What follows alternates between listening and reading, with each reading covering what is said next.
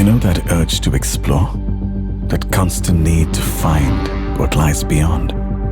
That's what defines the boundaries of the world you'll see, the limits of the life you'll live. And from our first motorcycle to the last ride you've taken, you've expanded the map of your life. And with you, motorcycling has traveled.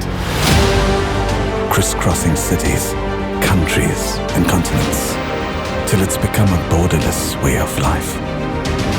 A culture built from the miles under your belt.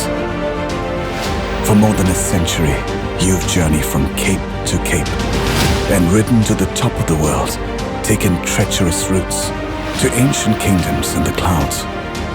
You've crossed frozen lakes, even danced upon volcanoes, until the map of your life has touched the ends of the earth. And in our 120th year, we've kept those wheels rolling, continuing what you started as we ride across the final frontier, flying your flag with the South Pole in our sights. It feels completely alien. It feels like you're on a different planet. It's only white. You can't even see a single rock or stone or pebble, nothing.